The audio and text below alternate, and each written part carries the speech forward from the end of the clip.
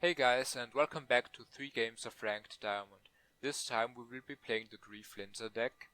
The deck has a lot of grief, a lot of AP grief with Dust Devil and Karam, and it also has a lot of sustain with Full Tetsu, Goblin Fletchling, and it also has the super strong repurpose. So a lot of sustain, a lot of grief, and even if you don't grief your opponent just enough, you have the Tetsu Katana for the final fight. Super strong deck right now. I would say it's overpowered and needs a nerf. And it's gonna get that nerf, which is why I decided to play it before it gets nerfed. For the video, usually I don't play it, and I'm not the strongest player with it, but I know the basic concept and I've played a lot against it, so I think I'm decent at the deck, and we should be able to beat some opponents.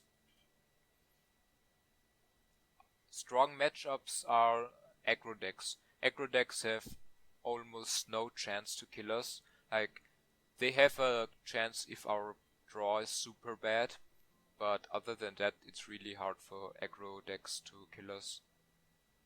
Usually they run out of steam at some point, and then it's like, yeah, they are at 1 or 2 AP, and then it goes into the final fight. And we will have like 3 or 4 AP, maybe 5. So they should lose that. And also aggro decks don't have a lot of sustain, but very often they take damage themselves, especially Venescula. So we should get some good matchups, because right now in Diamond it's super dominated by aggro decks. The only sustain deck is Hope Sand, and even that deck has a ton of aggro in it. It's more of a hybrid deck. So we did find an opponent. It's A level 126. He's Platinum 47, which is like, he's a Diamond player. He's just not in Diamond yet. He was Diamond last season, and he was Diamond the season before. As you can see, his titles as Diamond Master. So now for the mulligan. We don't want to keep both fledglings. We could keep one. I'm guessing that he plays an aggro deck. We want to keep the Goblin Raider, so we can Dust Devil. We want to keep the repurpose, because he's probably playing a very aggro-oriented deck. And the fledgling, like, it's just in case he's playing the super aggressive version of Venescula. So I do want to keep it. And I want to keep the KGP agent, because having 3 AP is pretty nice with Grief Linza. It also keeps you safe from getting to that 1 AP spot, which Venescula can do. So I think this draw is alright. Actually, I fucked up and I didn't. Yeah. So we're just gonna play this. And I think we want to play the KGP agent first, because yes, it can discard a Dust Devil, but I don't think getting Dust Devil discarded is gonna be that bad, and there's only a 25% chance of that happening. And other than that, we have a lot of sustain on our hands, so if we get one sustain card discarded, it's completely fine. So let's see what we discard. We did discard the repurpose. That was not the best card to get discarded. So our opponent is already at 4 AP. This is not so good for us, because it seems like he's playing a very AP sustain oriented Venescula. This means that he's not gonna put out that much damage to us, so all the sustain that Grief Linza has is not gonna be that effective. Now we put him back to 3 AP, and we are also at 3 AP. And now he's gonna remove 1 AP from us. This is why having the KGP is so nice. He took a lot of damage from killing that Trace Death, but it doesn't really matter at all for him, because it's common knowledge that Grief Linza has absolutely 0 aggro in her deck. You can maybe consider AP Grief as some sort of like damage itself, because you can really grief the opponent into death if he does not expect it. but usually at this level of play they do expect it. So what we have here is a super bad hand because we don't have any weapons. So what we are gonna do is go open road, because we can't play anything else. Playing the fledgling for healing 2 is not doing really anything. He gets to kill the tormented demon, so that's pretty good for him, because he's at 4 AP now, and he's playing afflicted, which does nothing for him. He only gains 2 health from that, and now he actually goes pretty aggro by killing this. I don't know if that's the right choice for him, but he probably did expect to heal up more from the afflicted, and he knows that my deck has 0 aggro. This time we got the Goblin Raider. So what we can do is first play the KGB, or actually I think we want to keep it, because we don't really need it for anything that we want to play this chapter. Maybe for Dragon Fledgling. So we can grief his AP further. I think that's what we have to do. Like, yes, Karam would be nice, but we are not gonna get enough gold for that.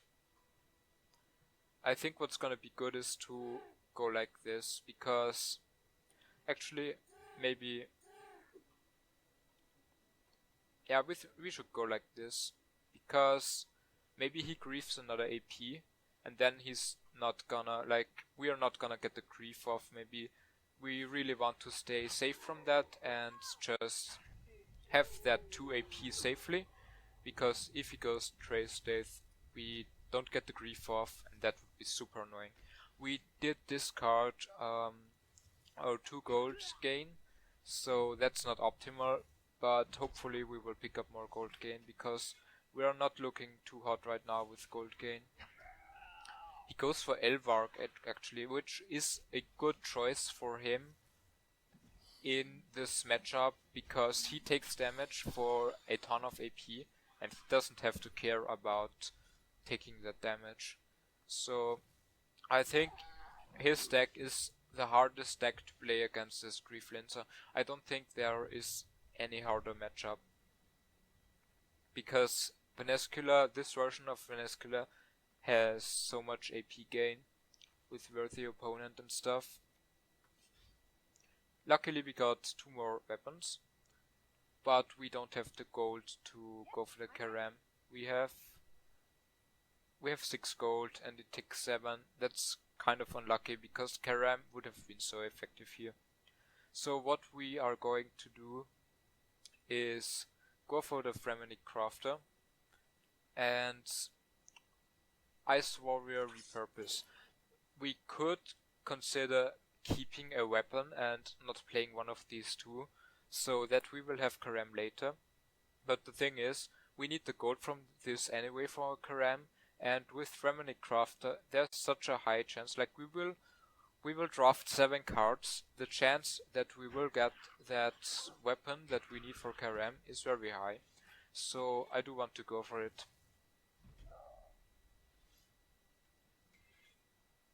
Also, we still need Tetsu Katana, so Fremenic Crafter is very important here. He gets to 4 AP now, and I think he can't kill Elvark because he would die to it.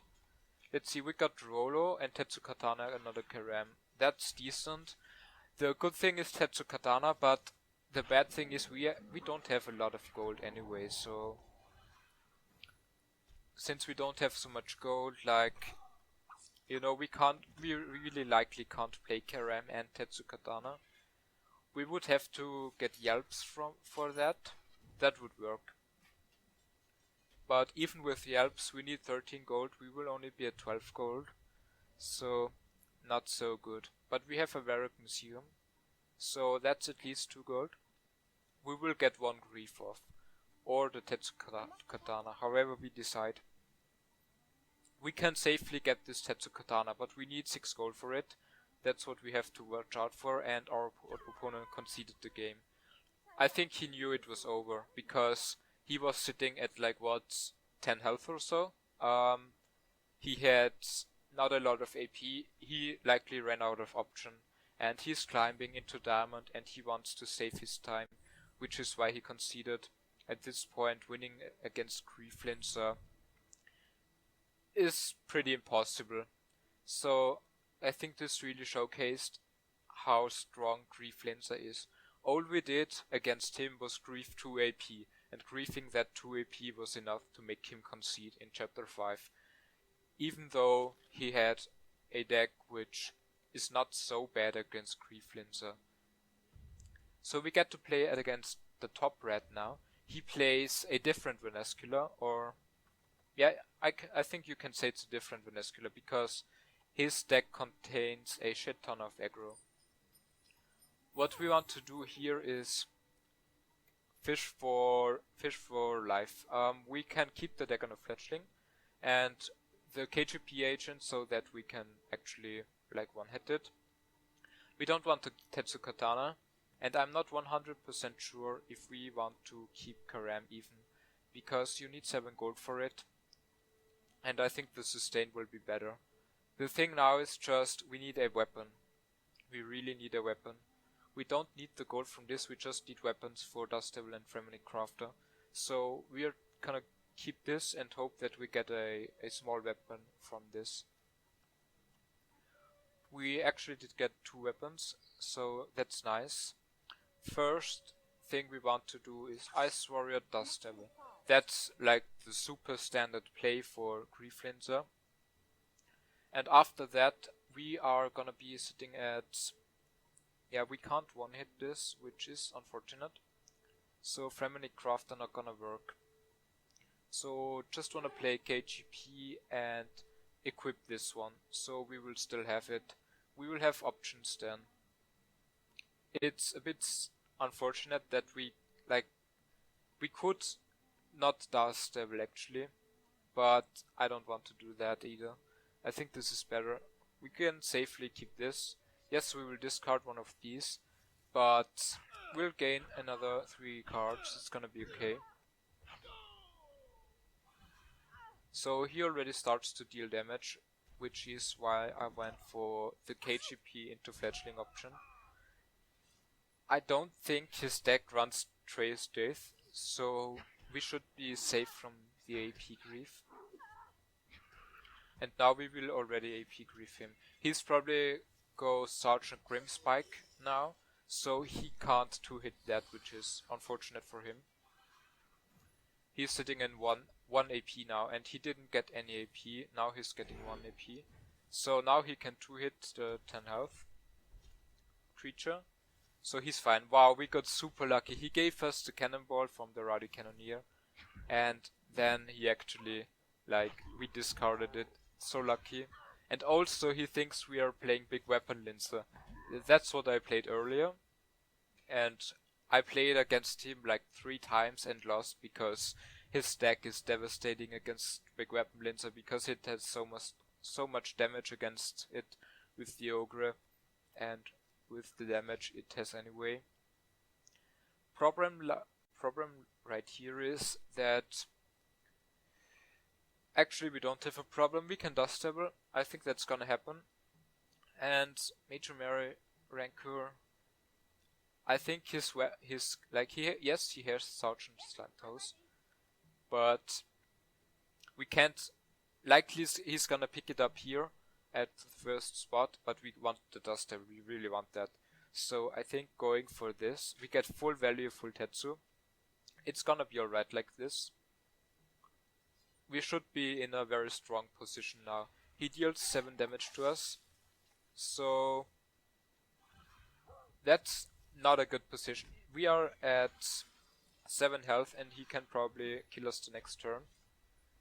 So let's see what he plays. He plays... wow, it would actually have been such a good grief to go for the 1/1 weapon, but it's hard to predict because he already played that one Sergeant Slimetoes, so expecting him to have another one just now, it's not really gonna happen.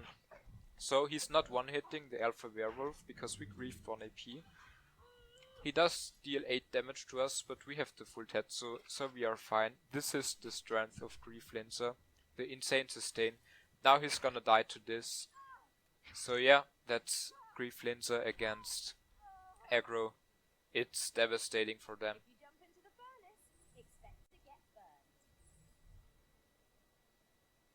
We actually gain a rank too. Like, my day went like this. Initially I wanted to make Big Weapon Linza an episode, but it's so simple and it's so straightforward. It doesn't actually make a very interesting video, because it's basically a deck that you need luck, you need card draw, and you need to get the right matchup. We go against the top red again. This time I think he will expect us to play this Grief Linza again, so he's gonna play a bit differently.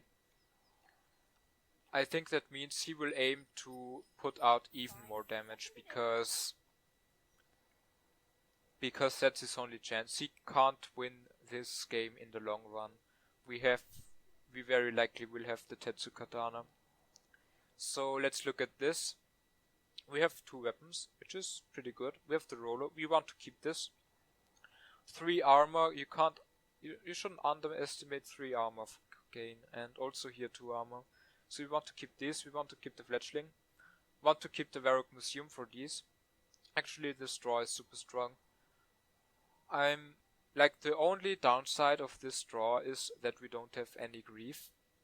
So, but I want the full Tetsu, and I want the gold for this, because this plus this is one of these. And I want the AP, because he can grief us AP. It's actually, I think it's okay to just take this and start the game with Varrock Museum, and we can take a weapon into the next chapter. So it's not too bad. We can't kill the Fletchling, but we could do it like this. This way, this one strikes us twice, which means we lose 4 health, but also rewards 2 armor. So we only lose 2 points from that. And then we can take the stamina potion. Thing is, who knows if he's even gonna deal that damage to us. I think it's better to just take Rolo into the next chapter, because then we can maybe do something else with it. I think this is the better play. We also draw 1 card and gain 3 armor. So you see, he's actually going super aggressive. He just tanks the 6 damage, he doesn't care. He probably didn't get any AP gain. So, probably the right choice for him. He has to hope that we don't get a lot of sustain off, and that he can just rush us down with all the damage that his deck has. It has a ton of damage, I can tell you. I played against it quite a lot. So you can see he just goes Sergeant Grim Spike, 3rd spot, dealt 6 damage. So I think we made the right choice with keeping both of our sustain cards and playing Rolo.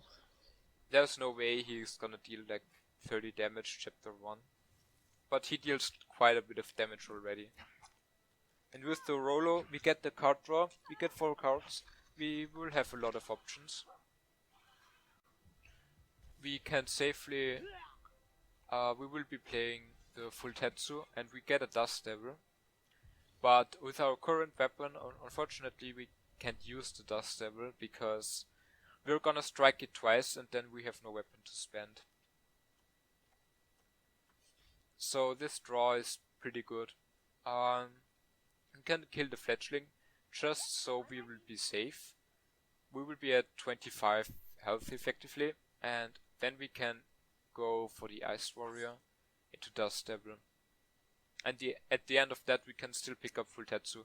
We will take 5 damage from this. He would have to deal 20 damage to us. Actually, dealing 20 damage to us it's not that unrealistic that he will do that. So I want to play it like this. I want to be safe. There's no reason to take the risk, because there's no reason to take the risk, because in the long run we win this game. I don't think he can just win in the final fight. We have Our cards have too much value for that. We have AP gain, we have Tetsu Katana, we can grief him. I don't think he has a chance to win this game in the long run. And as you can see, now he's playing Rowdy Cannoneer into Barker Toad. It's 11 damage, so let's see if we would have taken this 20 damage. Actually, he plays nothing here, so we would not have taken all that damage. The bad thing for us, like it's not too bad, but it's a bit unfortunate, because we played it safe. We had to play the Dust Devil last slot, which means he knows that he only has 1 AP at the start of his chapter, so we can't make him run into Alpha Werewolf or so with 1 AP, something like that. We can't really kill him that way, but it's okay. We want to just survive for the long run of this game. We get Karam. This is really strong. With the Karam, unfortunately we can do it like this. We can go Fremini Crafter, give him 1/1 weapon, and wait, no, this costs, we don't have the gold for Karam, never mind. So that's unfortunate, and because he probably has a ton of aggro now, I think we want to first, this will be full value, so why not? Then we can go with Goblin Raider, Fremini Crafter. About the Major Mary Rancor, he has a weapon right now. Maybe he's playing so that we can't do this. So we just play it like this, and maybe get rid of the cannonball. No, card draw will occur. What the fuck?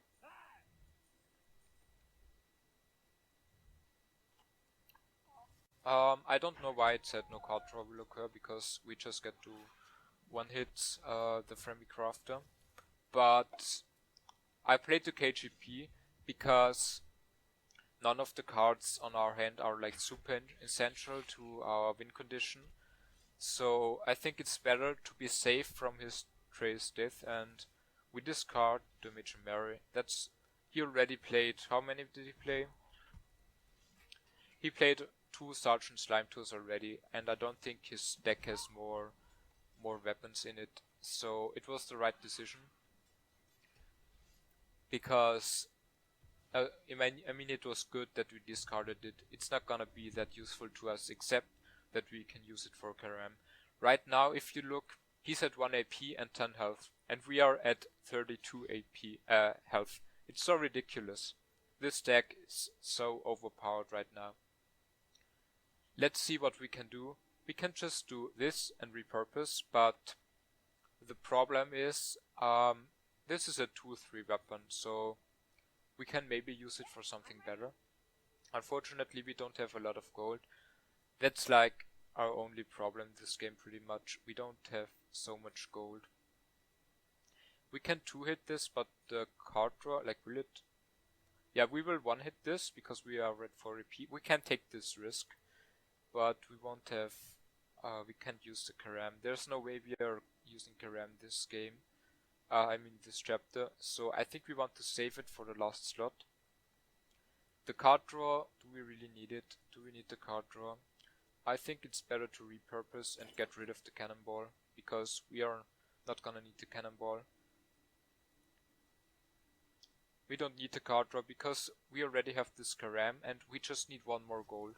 So why go for the card draw when we can be safe in terms of our health? But to be fair, there's no way he's gonna kill us in this chapter. He's sitting at 10 health. The good thing is for him is that he just went worth the opponent twice. So he's sitting at 3 AP again. And now he plays the Kisai tournament. That's good for him because he had less AP. If you're the one that had less AP, Kisai tournament is good. You can play it. But if you are the one that has more AP, don't play Kisai tournament unless you really get a lot of value out of it. He's actually dropping down to 3 health now. Even though he went to 4 AP, he's not in a good position. Because we only need 2 gold actually. Then we can Major Mary into Karam. And the game is probably gonna be over. Wow, we get the Yelps, so let's see, we could use Yelps. Major Mary, Karam, and then just go for the KGP to have a little bit of more strength. We only have that one weapon, so actually there is not really a reason to go with the Alps. But I think there is no reason to not play Yelps, because maybe he cold griefs us. Super likely that he will not, because I just don't think his deck has that. But there's not much else we can do. We are not gonna use our only weapon on repurpose when we can use Karam. So it's better to do it like this. He actually goes to 5 AP, but we are also at 5 AP and he's gonna lose that AP. He's gonna go back to 3 and we are gonna stay at 5 unless he plays Trace Death. But I don't even think he has that in his deck. He goes for 2 Alpha Werewolves, 16 damage, but we are so tanky, we stacked up so much armor. Now he's just gonna drop to 3 AP and lose like that, because I don't think there is a single card then that can save this game for him. This is a really strong for him right now. That's a swing of 12 life, but doesn't really do anything because we are at 6 AP and he is at 3 AP. So we will just win this game in the final fight. We can just 2-hit him and GG. I think he played it well, because it was not that it was rather close actually in the final fight. So I think he played it okay, but really his deck has absolutely no chance against Grief Linza. It only has a chance if Grief Linza has a super terrible draw in chapter 1. That's the only way. But yeah, that's Grief Linza. The strength right now, it's incredible. Like if you are an experienced Grief Linza player and you saw me playing, you probably noticed that I'm not so good at it. I'm not like super good at Grief Linza. I just know the basics of the deck and that's it. And I know the opponent's deck, but that's all. So this deck is so abusable right now. Here's the deck list again. If you want to, oh, that's big weapon Linz actually. If you want to abuse this deck, here it is. You can just copy it from here. Thanks for watching. I hope you liked it. If not, please leave feedback in the comment section. I really can use that feedback. And yeah, thanks for watching. Goodbye. See you next time.